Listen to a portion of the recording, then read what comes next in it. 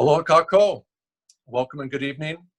My name is James Eustace. I'm the president of the Waimea Community Association. Thank you to those joining us online tonight, and welcome back to our third night of our Mayoral Candidate Forum series. Again tonight, we'll be holding a series of virtual interviews with individuals that have filed for the seat of Hawaii County Mayor. This evening, we'll be hearing from 3 different candidates over the next hour. I encourage you to follow the Waimea Community Association on Facebook, Instagram, and YouTube. You may also find relevant information and resources on our website at waimeatown.org. We strive to keep our accounts active and up to date. At this point, I would like to recognize the Waimea Community Association board members. First up is our Vice President, Michael Donnelly, our Treasurer, Louis Dubois, Secretary, Frankie Pang, our Assistant Secretary, Patty Cook, and our directors, Nancy Carr-Smith, Riley Smith, Lonnie Olson-Chong, David Greenwell, and Llewellyn Kumalai. The Waimea Community Association Board is grateful for the support shown by the community to hold virtual town meetings.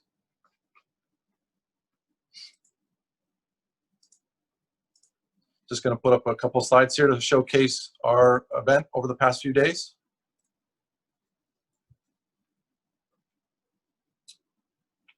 On Monday night, we heard from Neil Azevedo, Bob Fitzgerald, Wendell Kaehuaya, Yumi Kawano, Mitch Roth, and Mike Ruggles. And last night, we heard from Paul Bryant, Kelly Greenwell, Stacy Higa, Harry Kim, Tante Urban, and Lahi Brashure. You are welcome to revisit the recorded live stream on the Waimea Community Association Facebook page, and we will also upload these recordings to YouTube at the end of this week. Over the past 2 evenings, we were joined by Ms. Sandy Ma, the Executive Director of Common Cause Hawaii, to help enlighten us about the changes to the voting process in 2020 and the steps we need to take to receive and submit our mail ballots. As mentioned, we will be hearing from 3 different candidates.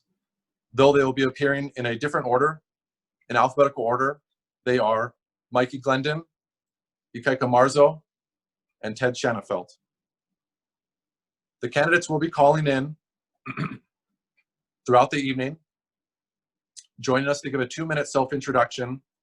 And after their self-introduction, candidates will then be asked a series of questions over 12 minutes. These questions have been submitted ahead of time by community members. We are excited to receive nearly 100 questions, but we do apologize if your specific question was not asked of the candidates this evening. But we have done our best to capture a wide range of topics. Questions were selected and consolidated based upon the consensus of your input and the input we received. We hope the questions asked of the candidates during this forum series better inform your decision during the election process. If you do have an inquiry of the candidates and we were unable to get to it, I would encourage you to ask them or their campaigns directly. Thank you for taking the time to submit your questions to the Waimea Community Association and for helping to make the question and answer portion community driven. Candidates will be timed and a bell will sound when their time expires. Candidates have been encouraged to keep their answers concise and direct for the benefit of them answering more of the community-generated questions. All candidates will have the opportunity to answer the same questions, time permitting. Each candidate will be on the video conferencing call for about 15 minutes, after which they will be dismissed. Tonight, I will be joined by 2 of our Waimea Community Association board members, our Vice President, Michael Donnelly, and our Assistant Secretary, Patty Cook. They will assist in presenting the questions to the candidates. This evening, we are also grateful to have Ms. Pat Nakamoto join us to provide information about our upcoming 2020 election.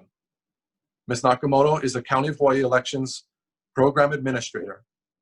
She has worked in elections office here in the County of Hawaii for 34 years. Ms. Nakamoto will share with us specifics regarding the vote by mail process in 2020. We will hear about voter signature cards, primary ballots, voter service centers, and drop boxes. The State of Hawaii primary election on Saturday, August 8th, is a critical day in our elections process. Many of the competitive seats will be determined in the primary. If candidates, especially those nonpartisan, receive more than 50% of the tallied votes, they will be elected on August 8th.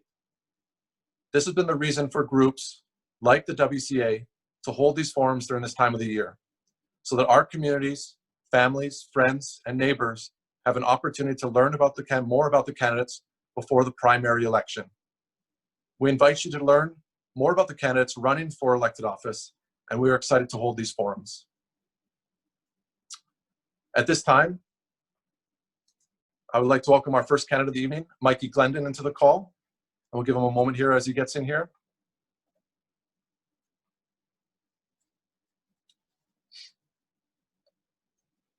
Just connecting to audio. Will be one moment here.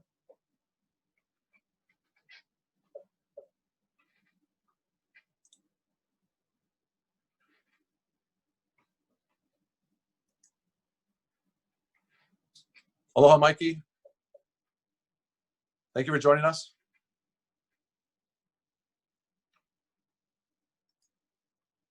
Could you unmute yourself, please? There you go. Yes. Okay. There you go. So there we go. Welcome, MIKEY. Thank you so much for joining us. Aloha. Aloha. So I'm going to now give you 2 minutes to present yourself for a 2-minute self-introduction. So your time starts when you start talking. Please go ahead. Okay. Aloha kako. My name is MIKEY GLENDON. I am a resident of Hawaii Island. My heart beats here. I grew up, my education started at Palama, Kamehameha schools as a boarder. So I learned all the skills at a very young age to take care of yourself. Then I entertained 3 semesters of UH Hilo, majoring in mathematics.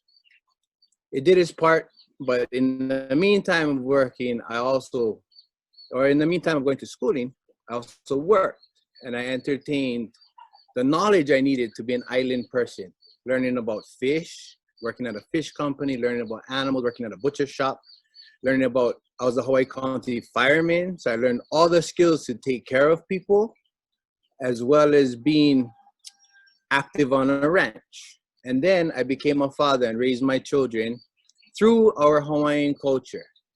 And in seeing their growth, I truly learned the effect of Hawaiian culture being instilled in a child. And with that being said, I am a father, a proud father. I represent my family name, and I'm also, in society, I'm a business owner with Hawaii Island Rain Gutters, successfully for 15 years to this day. With that being said, I am here to offer all the people my heart and knowledge of living here on Hawaii Island. Thank you. Thank you, Mr. Glendon. Appreciate your self-introduction there. Thank you.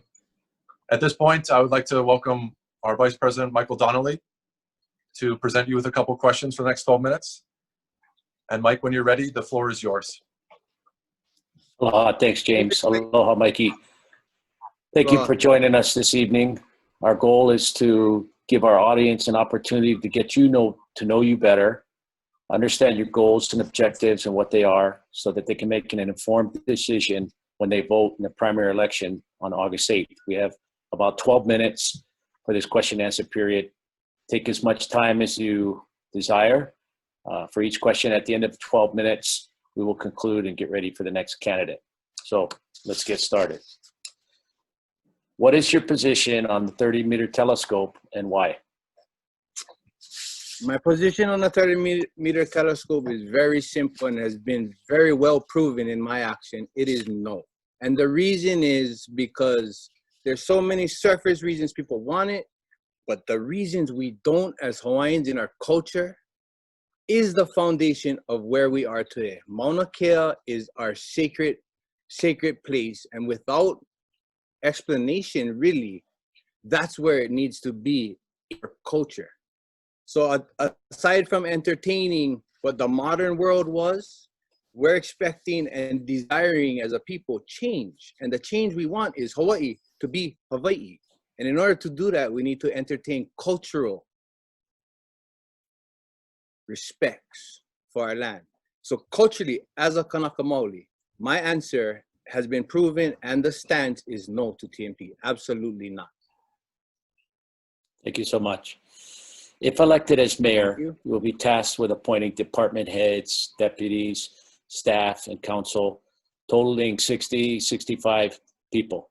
How do you plan to make those selections? What do you look for when you're selecting key staff members for critical county programs and services? Good. Well, what I look for in any situation is a person that has a heart, like a pono, a righteous heart in any of their actions. And that's where I begin in any selection process. When it comes to addressing the people that I'm going to appoint to help me as a team, well, that's the mana'o that we will carry. Is we have a team, we'll be a team and collectively work. So chemistry is a big thing. I want people with island experience from here that can entertain and basically be a conductor in the community to address our community needs. So every person has to have a heart. Every person has to be positive, because we collectively, if we work together and we bring up people's vibes of aloha, really, then everything will collectively grow. So heart, you have to be a people person as well.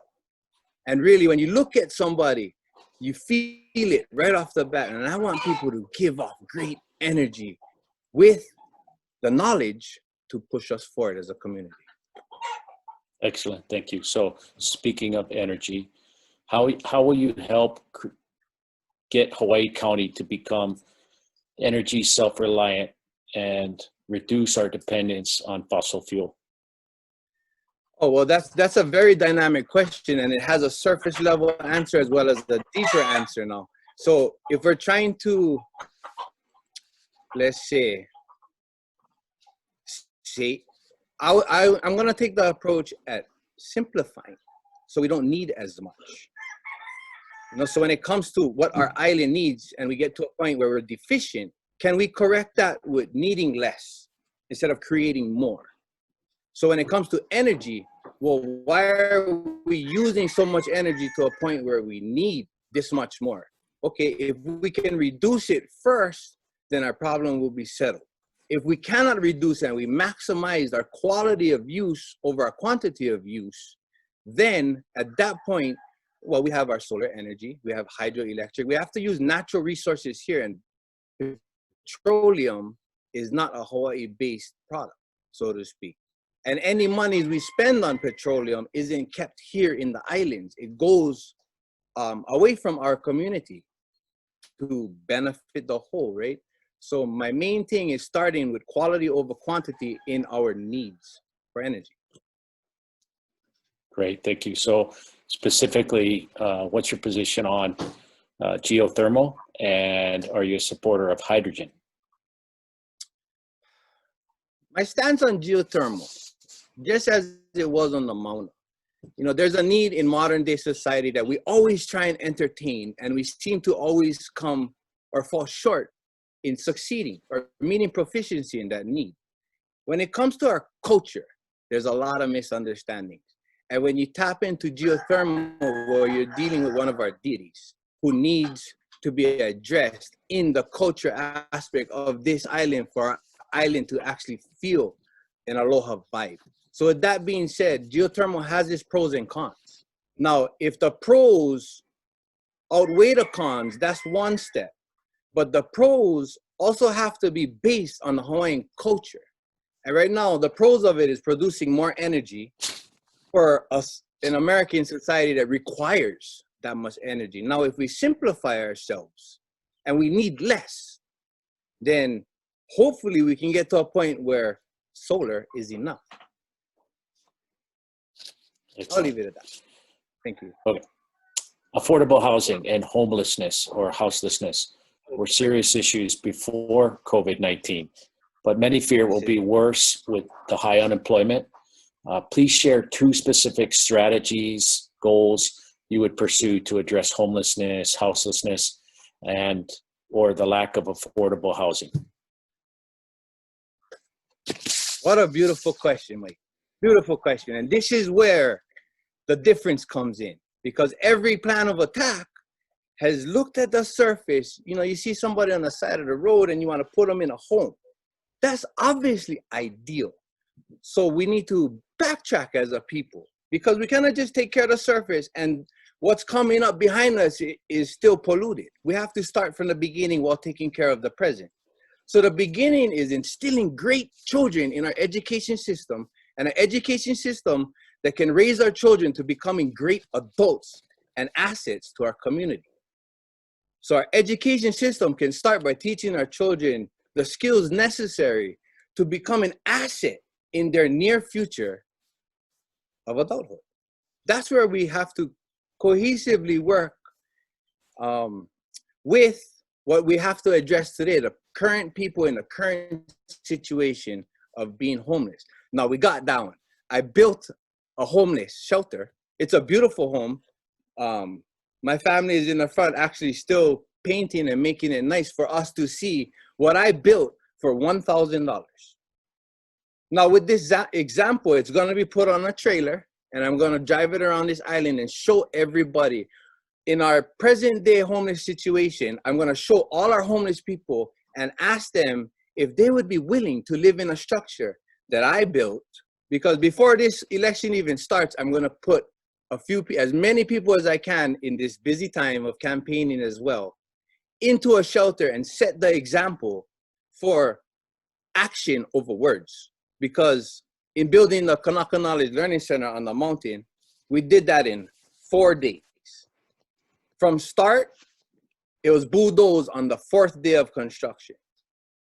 And that's how fast my team, being in the construction industry, can solve this. And it's not just solving the homeless problem, it's infusing a corrected educational system to upbring our children to not become homeless and become dependent on the energies that we provided with them in knowledge as tools to carry them in life. Very nice, thank you. How important do you feel it is for mayor to promote and support capital improvement projects on our island? And if so, what are 2 major projects that you would provide funding and planning, design, and construction for? So one of the main things in this whole situation we're in as a people is making quality solid versus quantity. So if you have less that is real solid versus more that is not so good, then your quality is there. So we have to really break it down to where we sit today. You know, where we sit today as a people and our requirements. Do me a favor, Mike. Just refresh that comment. Yeah. Okay. So the capital improvement projects from So you've got, you know, roads, infrastructure, sewer systems, big, one of my main projects. Things, yes. So one of the projects I want to instill that is not being done today is because we're going to start at all levels. But I want to address this one first because you asked me for 2 examples. So one of the examples is in every community, there's an appropriated parcel, whether it be for a community center, a community park, or anything to do with that community. So I am going to put $100,000 of my salary into a design that I already have of agricultural themed parks that allow children to engage in something. They will be assets for us as a community in our future, the knowledge. And I'll make it to a point where it's entertainable through standard agriculture, standard aquaponics. But you make it attractable to the child of today's mentality. Now, when it comes to capital improvement elsewhere, well, quality over quantity. So currently we offer a bid for a project, and whatever the process is, many of it is unknown, but the ideal thought of it is the lowest bidder gets the project. Well, I want the highest quality guy to get the project so the project is done correctly and we don't have to entertain repairing and wasting funds in the long run. We have to think ahead and not think for a Band-Aid today. So quality over quantity is going to carry me through this whole thing. Does that answer you, Mike? So let's go through some. Yep, excellent. So a couple quick answer ones before we get to the 1 minute mark where I give you the floor. Solid waste recycling. What's your position and thoughts? Oh, see, that's another one that you have to take back in order to solve. We can solve the immediate thing by what they're doing and taking our waste to the west side, but that doesn't work if we continue it. So we do what we're doing now, but in this transition, when I become, with your respect, if I become mayor, we need to figure out how to lessen the unusable rubbish that we bring into Hawaii. And that's the thing we have in our tool belt in Hawaii Island. We control what comes in. So if we put quality over everything that we bring in, then we can bring in less rubbish. And Okay, Mikey, 20, let me interrupt you. 20 seconds. You got the floor. What is it about you that the people should know, and why should you become the next mayor? everything you should know about me is in me. It's in my heart. And get to know me, get to feel me. And I promise one thing, you'll have my heart in all my decisions. So I appreciate everybody's time. Thank you very much. MIKEY. Aloha, Mikey. Thank you so much for joining us. Appreciate your time. All the best to you. Aloha. Aloha. At this point, as we transition between candidates here, I will welcome in Ms. Nakamoto with the County Office of Elections to give us some updates here on our election, our 2020 election process. Ms. Nakamoto, the floor is yours. Hello, I would like to thank the Waimea Community Association for, first of all, for inviting the Elections Office to participate in their mayoral forum. You know, we consider every election to be an important election, but the 2020 elections are especially important for us because it will be the first time voters in the state of Hawaii will be voting by all mail. And I want to stress that all properly registered voters will be receiving a ballot in the mail. And it is important to note also that this election year, we will no longer have polling places. So if voters are looking forward to going on election morning to vote at their polling places around the island will not be open on election day. And we will no longer have what we had considered to be absentee walk-in sites. We will have voter services centers, which they will function differently than an absentee walk-in site. And I will give more information about the voter services centers later on. But we are encouraging all voters to vote on their mail ballot that will be sent to them. This election year, one of the most important responsibilities that the voters will have is to make certain that that the elections office has their current mailing address. The ballots that we are going to be mailing out are non-forwardable ballots. So if the voter is no longer at the address that they provided the elections office with, the post office is going to return their ballot as being undeliverable. And what we would encourage voters, we will be mailing ballots out 18 days before election day. And if they do not receive their ballot, you know, once the information starts getting out that the ballots have been mailed out, that they would contact our office, and we want to mail a ballot out to them as soon as possible. The primary election day is on August the 8th, and the general election day will be on November the 3rd.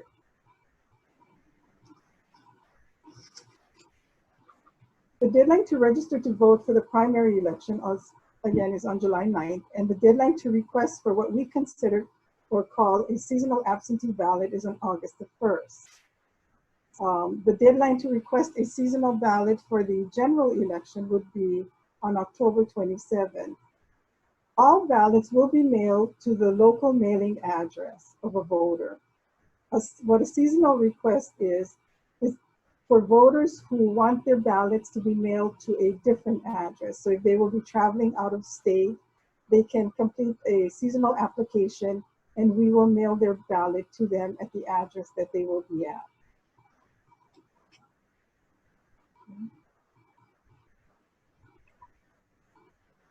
The signature capture card.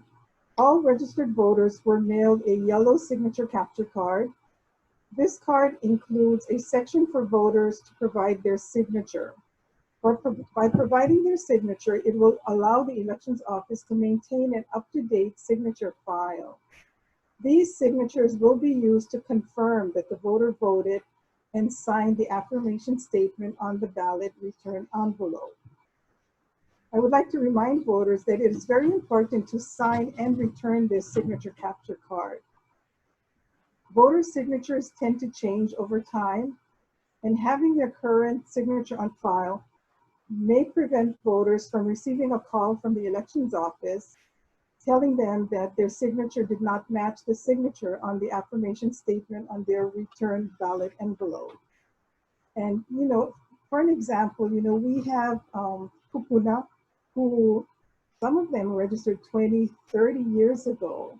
And, like I said, their signatures tend to change. So we would encourage them to complete their signature capture card and return it to our office. Thank you, Ms. Nakamoto. So we're gonna pause there for that little brief update, and then we'll welcome Ms. Nakamoto back after our second candidate. So at this point, I would like to welcome Dr. Ted Schenefeld to the room here, and we will join us here in a moment. Dr. Schenefeld, welcome. Aloha. Thanks for joining us this evening. Aloha. Yeah, I'm going to give you 2 minutes here for your self-introduction as we start here. Please go right ahead, sir. yeah, I'm originally from California, moved here when I was 10 years old to Leilani Estates. And while I was there, we had the geothermal starting up, and it really never bothered us. And we were always looking forward to having better energy. But from there, I went on to graduate Poa High School, went to UH Hilo, was the first computer science graduate there, and then worked in telecommunications in California for the next 10 years, mostly in telecommunications as an engineer. I've also been teaching at the university here mostly since 2000, except for going and get another degree, a PhD in Texas. I have a master's also in UCSD from both of those in engineering. I've also been teaching in China as well, in engineering, in the same thing. So, but I would like to also mention my father was teaching us early that he'd grown up in the Great Depression, and he knows a little bit more, or he knew a little bit more than people mostly do today about how to be frugal and how to teach your children that. And I use that throughout my life. Whatever I'm doing, I don't blow the budget. When I was working at Hughes, I'd go out on a trip and they'd come back and I'd have a budget where I'd spend maybe $50 for 3 nights. I didn't go to a hotel. I had relatives in town. I go spend time with them. Finding ways that you can creatively reduce the budget. If you can do things that will reduce it, don't just use it up, so that you can get it back next year. I think that as a leader, I would try to encourage people to not use up their budgets. Reward them the next year if they didn't use their budget that year. And that's going to be really important. It's coming out of COVID. We're not going to have a whole lot of money. We don't want to tax our people, make them poor because of that. Okay, so I think my time got up. Yeah. Yes, thank you, Doctor. Appreciate your time there and the self-introduction. I'd now like to welcome our Assistant Secretary, Patty Cook, to ask you a couple of questions over the next 12 minutes. Patty, the floor is yours, please. Aloha, Doctor. It's nice to meet you. Thank you for joining us this evening.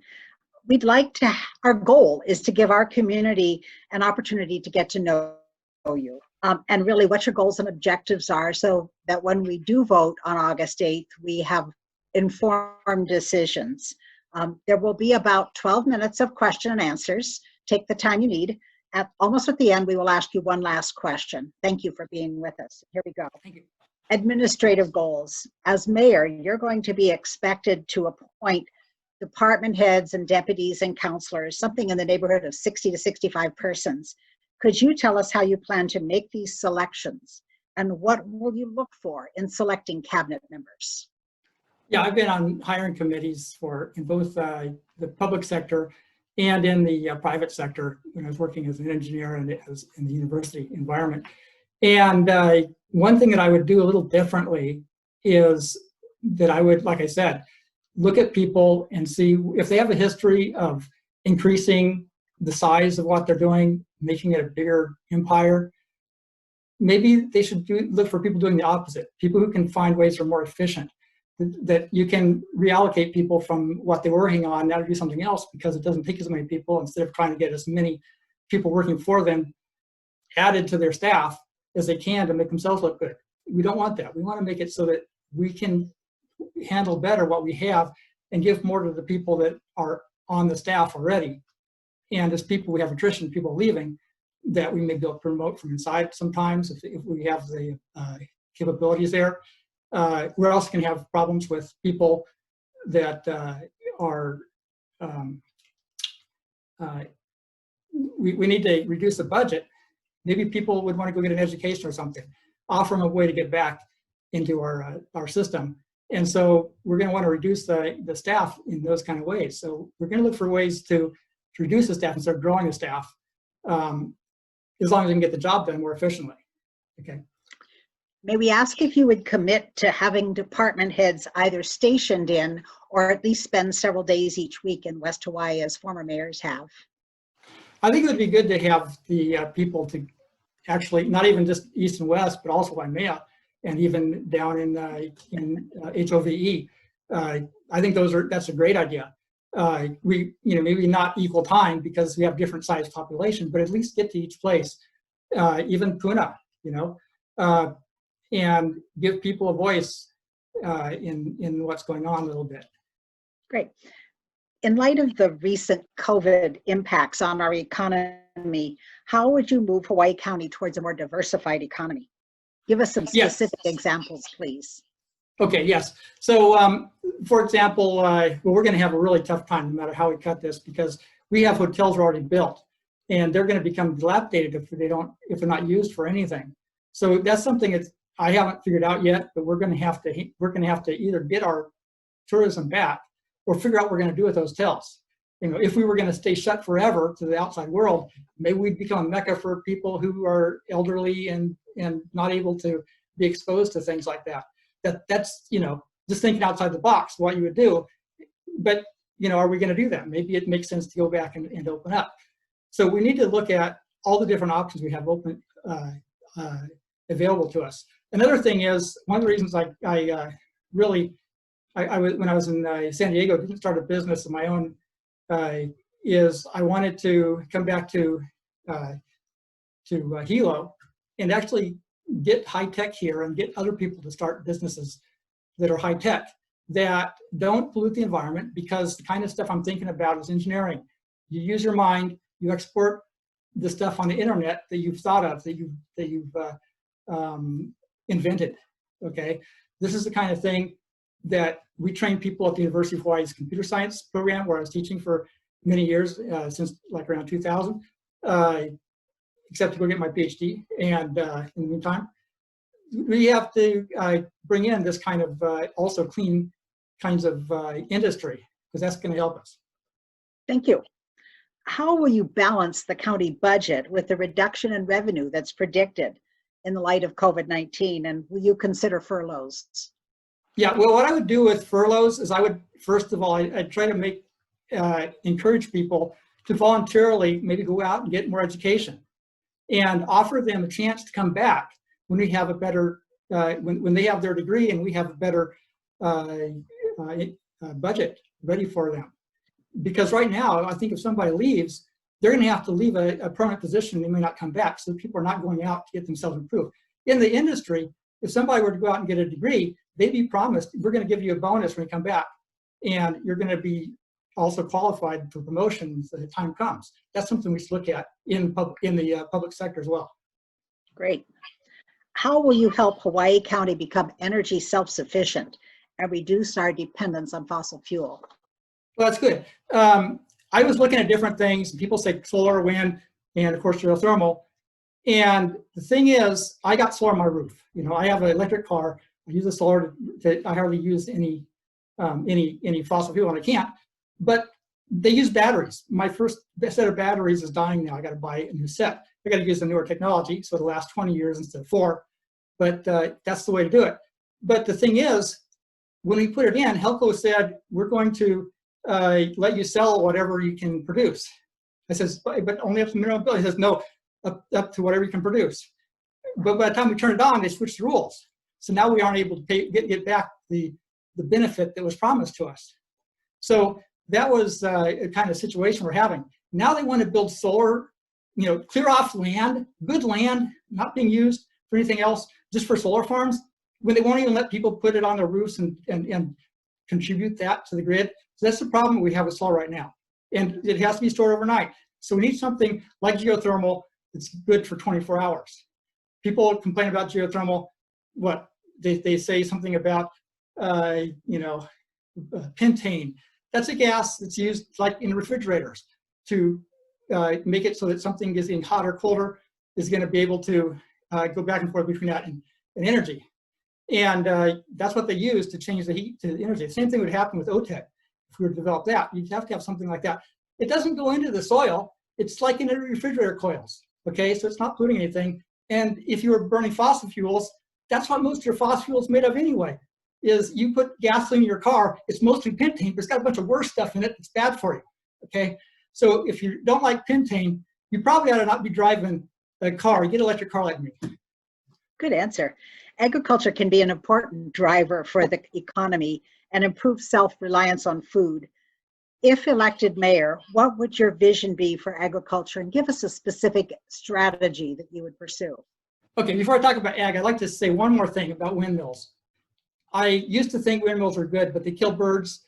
They clear off land to put them up, and when they're done, they got this trash that can't be recycled. Nobody can recycle those things. They have to bury them in landfills for acres and acres wide just to get rid of that stuff. They're not really worth what they put into them. So don't, you know, if anybody's saying wind, they haven't looked at it enough. Okay, now for ag, what we do need to do is instead of putting windmills on that land, we need to put ag land. We need to get people to grow more. I grow as much as I can. I got like 100 different kinds of fruit trees and things on my property. I've been planting since 2000 or 99 when we first moved here back from the mainland when I'd gone to get, you know, working in high tech for a while. And now that COVID came, I've been telling everybody I know, plant a garden, because whatever happens with the economy, whatever, if you got a garden, we are in a very special place. You're not going to freeze to death. You're going to be able to plant whatever you need. We're not going to die of things like people would be dying in Alaska or something if they had the same situation. So we're in a really good situation. So agriculture is part of that. It's part of our self-sustainability that we need in our island. Thank you. How about affordable housing and homelessness? It was a problem before COVID. Many fear that's going to get worse with high unemployment. Please share 2 specific strategies to pursue either solving the homelessness problem or really constructing truly affordable housing. Yeah, well, there are 2 separate problems. One of them is the homeless and one is affordable housing for people who are, maybe they lost their home or whatever the situation. Even when Leilani, the situation was going on there, a lot of people were losing their home. You know, HPM stepped in and they built these little tiny houses. Those might be good for homeless, you know. In fact, back in the 70s, when I was living in Leilani and going to Boa High, we had neighbors that had grown up as hippies and being reformed hippies. They started living off the land, and then from there they would, you know, maybe they had a tin roof over with a bucket, you know, and they would gradually build, and then they ended up getting into construction because they learned about construction. And I think that a lot of people, they don't want to be having handouts from the government. They want to just have a way that they can go out someplace and start something where they can provide for themselves. And if we can help to get them into that kind of situation, that's really going to help. Because instead of asking for people putting up an hotel for free, there's places to try that. In California, I think it was, they made hotels for free for whoever they found on the street. What they found out is they gave all these keys, and only half the people who were given keys would actually show up in the hotel. A lot of people stayed out in the street anyway. They didn't want to be having anything to do with the government. That's one of the problems why people are homeless, because they don't want to be associated with society in certain ways. And that's one of the ways they don't want to get involved. If they don't want to, give them a place they can be, that they can take care of themselves. Good answer. What is your position on the 30-meter telescope? Well, that's a good thing to do. They've gone through all of the legal processes. If they'd done that, you know, I think that in the United States, we have the equal protection under the law. We're required to let them go up there at this point. They've gone through the process. What are we going to do? We're going to say we can't, but they can? No. I mean, they've gone through everything. So the only thing now is somebody's going to take over the road. What would happen if somebody got in the road between Pahoa and Kayal, or between Kayal and Hilo, and stopped all the traffic? How long do you think that people would put up with that? That's government road, and according to this law of the splinter paddle, you're not supposed to stop people from using the road. Okay, people should be able to stand on the side. They can do the protesting on the side, but don't block it from passing. That's also part of the splinter paddle. You have to be able to do both parts. We're getting really close to the end. I had one more question and then a closer. Hawaii County is susceptible to many environmental disasters and earthquakes, volcanic activity, tsunami. Now we face COVID. If elected, how would you address emergency preparedness and disaster resilience throughout our communities? Yeah, that's something that I really feel strongly about. When we were in Leilani Estates, we had our own plans of what we would do without county involvement, of getting everybody evacuated and taking care of things. And when the actual thing happened, I wasn't there, but what I saw is a lot of people weren't able to go back to their houses. I knew people in Leilani Puna Gardens that for weeks had livestock that they couldn't get to, had their homes was full of all their stuff from their business. They had to lose it all because they couldn't even go up there. One guy said he was trying to get through down by Holly Park, and they had the stop guy there, the roadblock guy there, told him at gunpoint when he tried to go around. I said, I'm gonna go around anyway. He says, no, you're not, you gotta go now. At gunpoint. So he couldn't, save his stuff. He had to sneak in. Okay, so Pat, if you could ask the one last question for Dr. Schanefeld here, please. Yes, Doctor. One thing about Hawaii County government today that inspires or motivates you to want to be mayor. Why should we vote for you? Well, for one thing, what I was just talking about, that's what the thing that actually inspired me to run is that I've been actually supporting our current mayor for many, many years. He was like a really favorite on my list. But when that started happening and people were really suffering, I couldn't just let that go by. I got to do something about that. That's not something I see anybody talking about. Why does anybody bring that up? Okay, people lost everything they had. That's money that they would have been able to pay taxes on, right? What are these going to do for taxes? They're not going to have that for taxes. Maybe if we were to spend a little bit of money to help those guys evacuate, they would have been able to. Didn't happen. Okay. Thank you, Doctor. Thank you, Dr. Schanefeld. Appreciate your time. Thank you for joining us this evening. Appreciate it. All the best to you. Aloha. And as we transition before our third candidate this evening, I'd like to welcome back Ms. Nakamoto here to join us back on the call and give us some more updates about the voting process in 2020. Thank you, Ms. Nakamoto.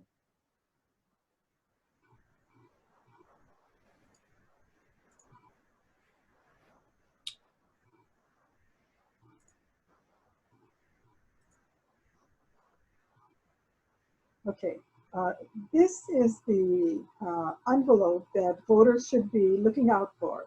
In this envelope, your ballot packet will be included. The ballots will be mailed out on July 21st for the primary election. And for the general election, the ballots will be mailed out on October the 16th.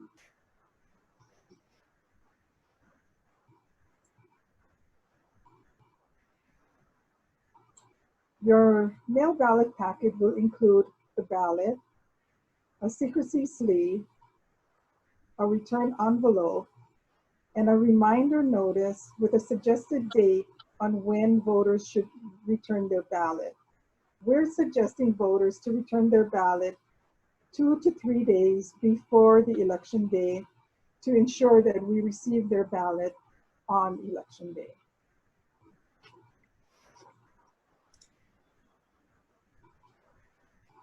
This here is similar to what our primary election ballot will look like. When you receive your primary election ballot, the first thing you need to do before voting is select a party preference. So in the circle area, we have listed 7 of our qualified parties here in the state of Hawaii. In the state of Hawaii, we have what we call a single party primary. And that is why you need to select your party and then vote only in that one party ballot. Any votes that are outside of that selected ballot will not be counted. It is also very important for voters to realize that it's very important to vote in the primary election because any candidate receiving 50% of the votes cast will be elected and their names will not appear on the general election ballot. Many times voters will say, oh, we're going to skip the primary and we'll vote for the candidate that we want to vote on in the general election ballot. But that may not happen. Their candidate may not be listed on the general election ballot. So we want to encourage voters to please vote in the primary elections also.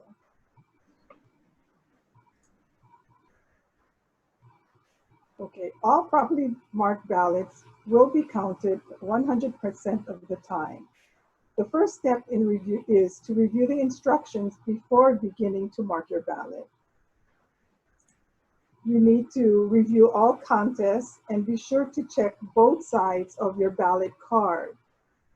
In the primary election, the ballot card lists all the different political parties and also the nonpartisan candidates, which are for federal and state offices.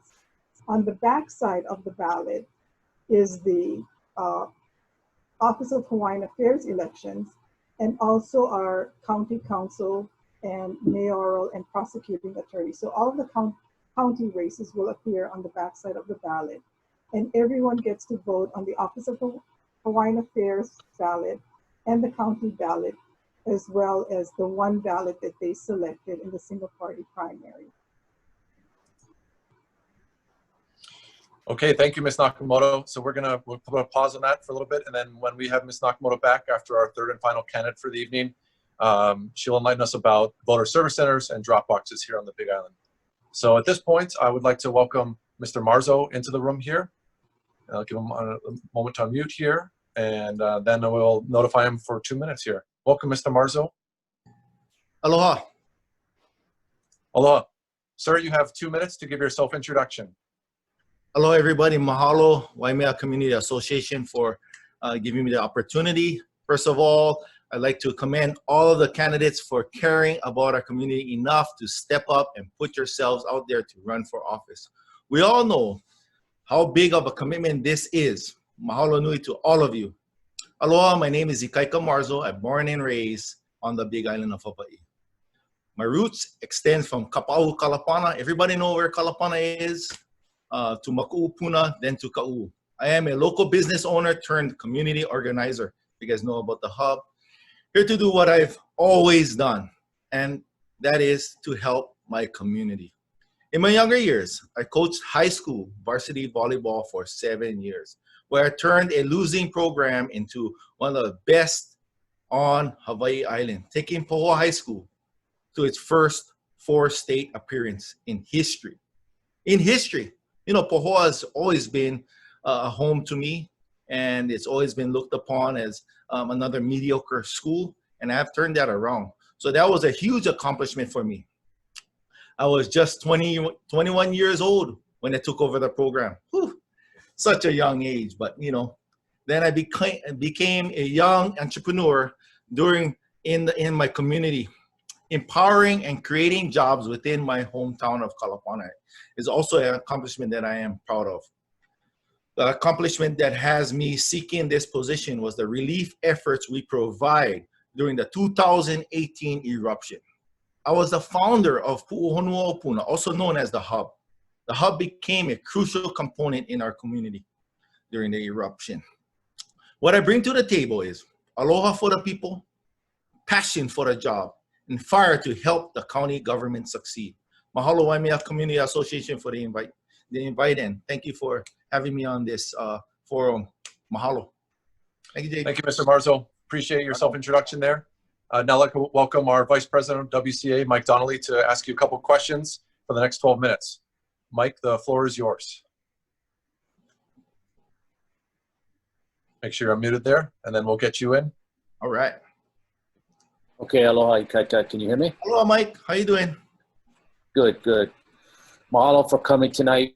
Our goal is to give the audience a snapshot of you, an opportunity to get you know you better, what your goals and objectives are, and so that they can make an informed decision come August 8th at the primary. We have 12 minutes. We'll get to the question and answer. Take as much time for questions as you want. Get as many through as we can in the time, and then at the end of 12 minutes, we'll move back to the moderator. So here we go. So how will you help Hawaii County become energy self-reliant and reduce our dependence on fossil fuel? You know, so that's a good question. Our county needs to be energy sustainable by 2045. That is downright. And I am all about taking steps to get us closer to that goal.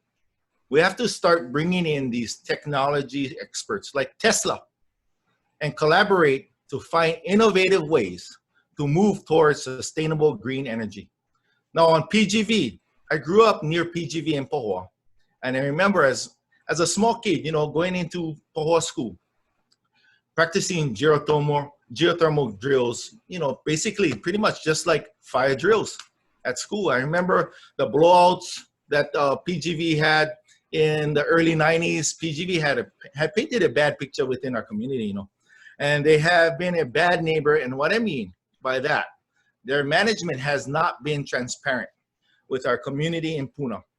We need to look at alternative routes and different types of energy. Of course, green energy, whether it be wind, ocean, like OTEC in Kona, solar, or even bioenergy. PGV can be a safe energy source, especially if they take the time and take that chance to upgrade to being more efficient, safer, and cleaner technology. But there are so many unknowns because of the lack of communication. I support green energy and energy that is sustainable if it's done right. You know already, it has to be done right with cultural and environmental impacts to Hawaii's island. Iceland has accomplished this, so can we. So lost, but not least the health and well-being of our island.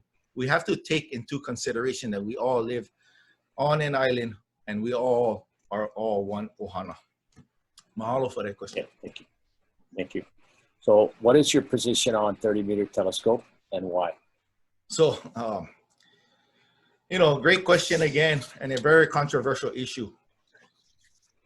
A yes or no answer doesn't justify the real issue here. My professional stance, let me get this across to everyone right now. My professional stance is we as county government do not have jurisdiction on Mauna Kea. Similar to how the protests on Mauna Kea has nothing to do with astronomy. But this issue involves our community, our county, and our mayor should be part of the decision making on the Mauna because it involves you, us guys right in this community. It involves you, the people of Hawaii. So everyone knows during the movement, I was on the Mauna during the protest. Sorry, this is going to be a long one because this is a very passionate one. I won't hide from it. I was part of the Mauna movement. But my role has always been helping our community and getting out the right information to the people.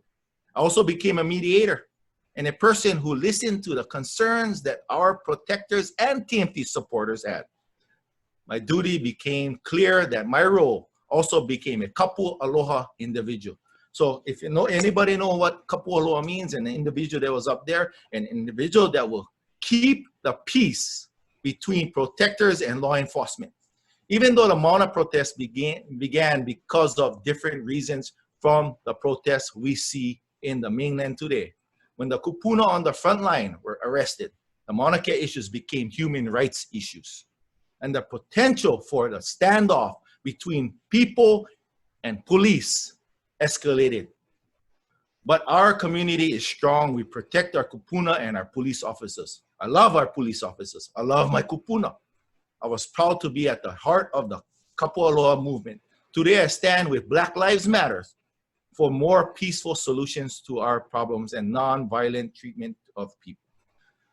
Oh, the murder of George Floyd at the hands of Minneapolis police has brought about many needed conversations around the country on equality and policing. Hawaii has a real opportunity to improve our own community by striving for human rights and decency. And I am taking President Obama's pledge to address our police use of force policies. After this forum, I have concluded I will be doing a Facebook Live on my Mayoral page to go in depth about TMT issue, where you can ask and I can answer all of your questions. But you know, it is a controversial question. Understand. Let's move to the next question. So as the mayor, you're going to appoint department heads, deputies, staff, council, totaling 65 people. How do you plan to make these selections? What do you look for in selecting key people and critical to staff the critical county programs and services? Right. As I've always done, I will surround myself with local experts who will all trust to better our county through hard work. Now again, trust. That is something that we need to gain back from our community. Again, local experts we all trust, even if those are people currently running against me. So, hey, guys that are seeking the position, if I'm we're looking at the best qualities. Aloha. We need aloha in this county right now. We're all running for the same team. Our bottom line here as candidates is that we all want the best for our people, and we need various but necessary skills and knowledge at the table. Grant writers, researchers, scientists, cultural experts, medical experts, financial experts. Who are the most qualified in their fields.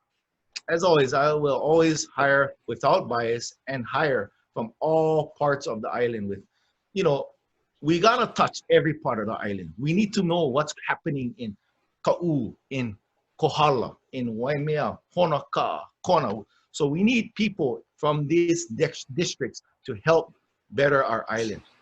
I like to look for people who have experience and worked firsthand in exact county departments so that they truly understand the inner workings of each department. We need people creative enough to see the solutions, that have seen the ups and downs their department has faced in the last 10, 20, who knows? And to create a safe working environment to confidently present creative solutions to solve problems. And also, we also need to make more use of our Kona facilities and make as many services available in Kona as possible. So touching every part of this island is the #1 key so we can get the job done. Excellent. So let's transition to budget. How would you balance the county budget with reductions in revenue predicted by COVID-19? And your thoughts about oh boy, the budget. funds? Yeah, the budget is a sophisticated one. From the very limited financial information being released from the county during the budget process, which is simply not transparent at all. What I know is our mayor reduced the general fund revenues by 26 million in draft 2.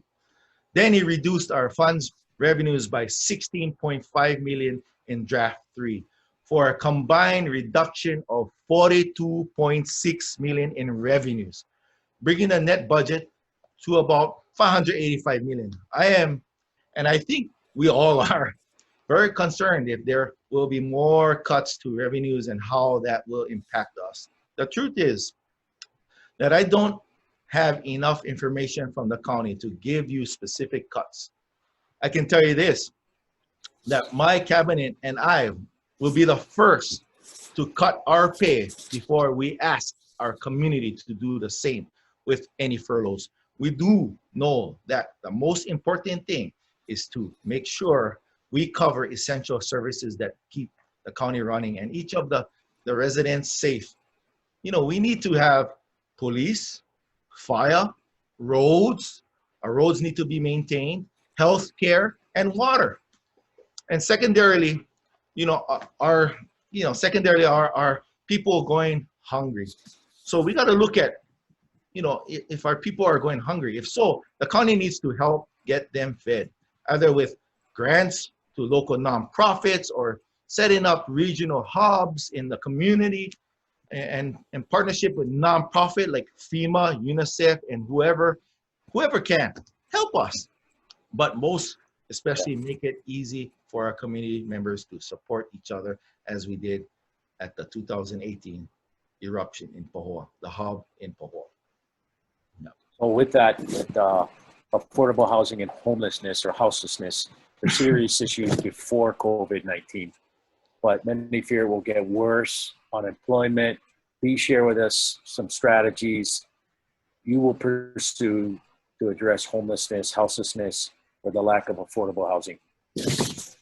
In dealing with homeless, we need to follow CDC guidelines in order to ensure the safety of the public as well as homeless communities.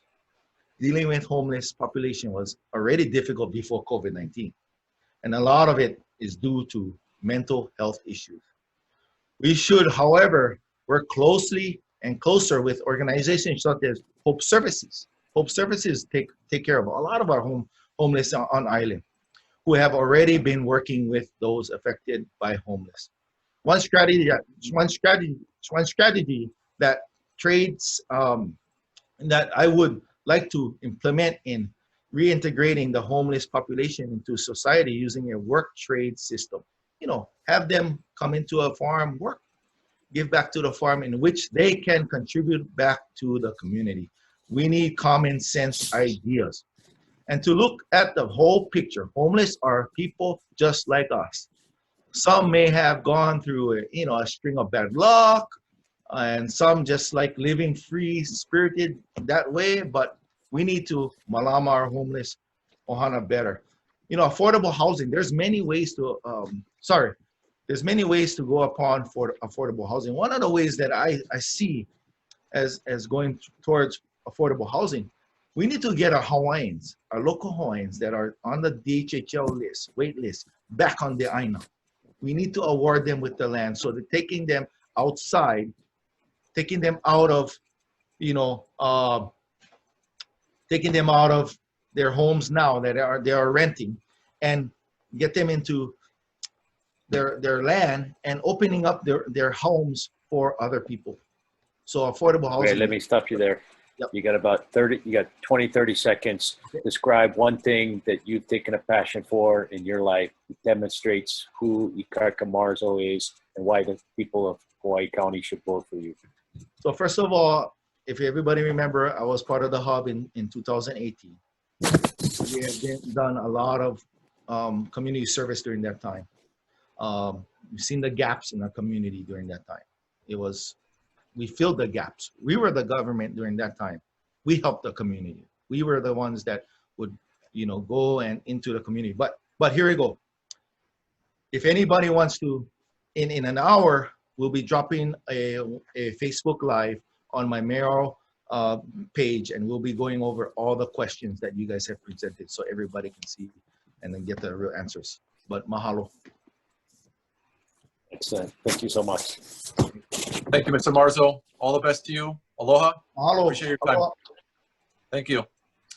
That was our final candidate for this evening, and we'd like to welcome back Ms. Pat Nakamoto to give us a couple more updates and some information about voting in 2020. So Ms. Nakamoto, I'll put up the slides again, and the floor is yours.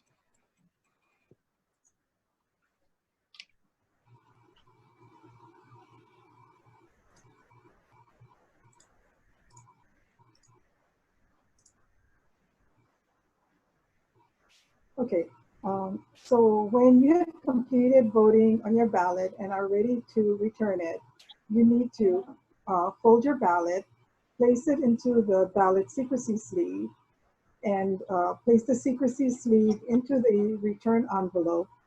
And on the back side of the return envelope, there's that section that says signature required. That's an affirmation statement. And all voters must sign the affirmation statement in order for their ballot to be counted.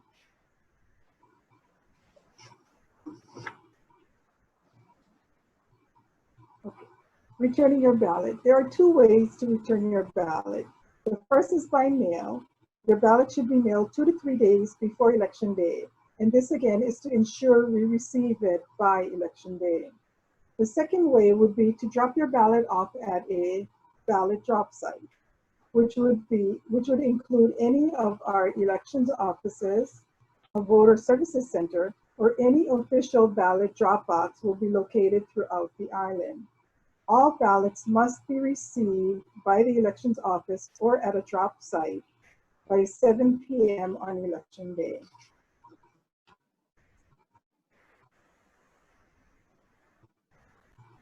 Voter services centers. Voter services centers will be opening for 10 days before election day. So for the primary election, voter services centers will open on July 27th. And for the general election, they will be open on, for the general election, they're going to be open on, I'm sorry, I don't have that information right now. But the hours of operation will be Monday through Saturday from 8 a.m. to 4:30 p.m. The voter services centers will receive voted ballot envelopes, provide voting machine services for voters with special needs, and register voters who missed the voter registration deadline. These voters who missed the voter registration deadline will be able to register to vote and vote at the voter services centers. And the voter services centers will provide other voting services that are provided by law. There will be 2 voter services centers within the County of Hawaii. One located in Hilo at the County of Hawaii Aupuni Center Conference Room, and the other location will be at the Kona West Hawaii Civic Center. All voter services centers will close at 7 p.m. on election day. These are the next slide will show the ballot drop sites. The ballot drop sites are receptacles to receive voted ballot envelopes. These receptacles will become available 5 business days before the election day. They will be available 24/7 beginning August 3rd for the primary election and October 27th for the general election. All drop boxes will close at 7 p.m. on election day. And these are the locations where the drop boxes will be available. They will be located outside of the Hawaii County building and outside of the Pahoa Police Station, Rodney Yano Hall, West Hawaii Civic Center, the Waimea Police Station, and also the Na'alehu Police Station.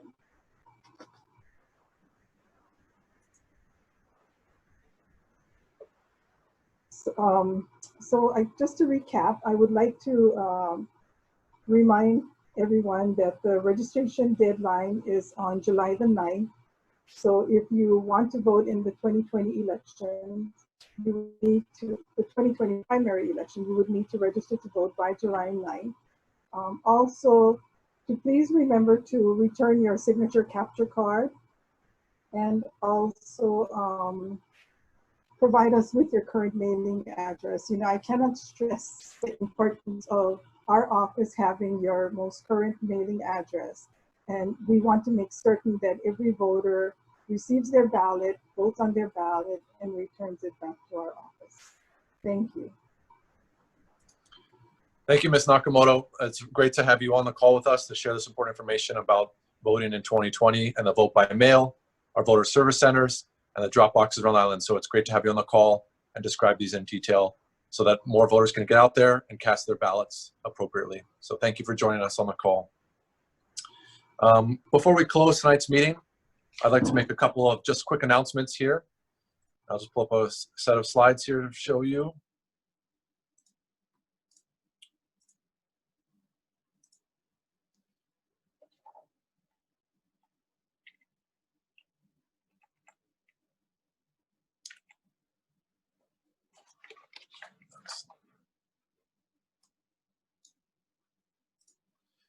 All right, so over the past 3 nights, we heard from 15 candidates running for Hawaii County Mayor. On Monday, we heard from Neil Azevedo, Bob Fitzgerald, Wendell Ehuaya, Yumi Kawano, Mitch Roth, and Mike Ruggles. On Tuesday, we heard from Paul Bryant, Kelly Greenwell, Stacy Higa, Harry Kim, Tante Urban, and Lahi Vashur.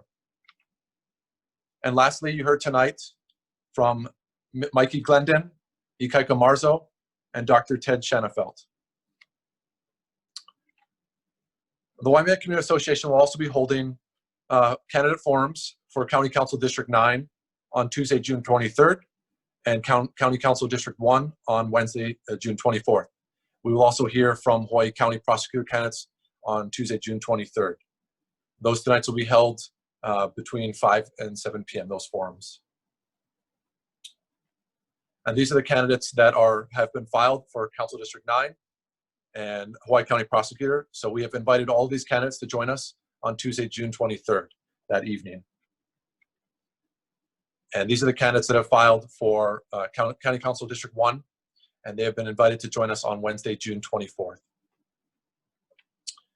These are all been listed in alphabetical order, and they will not be in the order of their appearance, as you have noted with our mayoral candidate forum.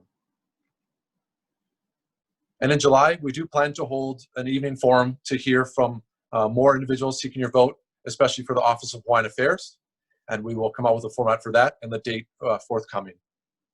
And we also plan for some time to hear from the candidate running unopposed for State House District 7 for our State House of Representatives. I'd like to make one other quick announcement here that tomorrow the food basket will be at the Waimea District Park, offering assistance to families during this difficult time. This effort will begin at 10 a.m. Please stay in your car.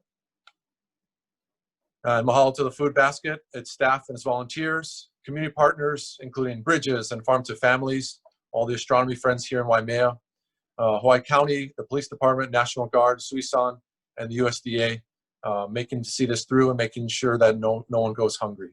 The next drop, I believe, scheduled for Waimea is on Friday, July 3rd. So those are some quick updates there for you. Lastly, I want to say mahalo nui to all the candidates that joined us and took part in our first virtual mayoral candidate forum with the Waimea Community Association to fill this series with all 15 candidates. We wish you well and wish you luck in your campaigns. I'll also say mahalo to Patty Cook and Michael Donnelly for presenting the community-generated questions this evening. And thank you to the Waimea Community Association Board for your support in hosting this forum series. And mahalo to the board members that joined me over the past few days. On Monday, Nancy Carr-Smith and Louis Dubois. On Tuesday, we had Lonnie Olson-Chong and Riley Smith. And of course, tonight we had Patty Cook and Michael Donnelly. Your effort helped to guide the conversation and help to better inform our viewers as they consider their selection in the Hawaii County primary election on August 8th. I want to thank all of our viewers that joined us on the live stream tonight and over the past few nights. You're welcome to revisit these recordings on our Facebook page, and we will load them up on YouTube towards the end of the week. Also want to wish you a nice Kamehameha Day holiday tomorrow. And on behalf of the Waimea Community Association Board, I wish you good health, be well, aloha.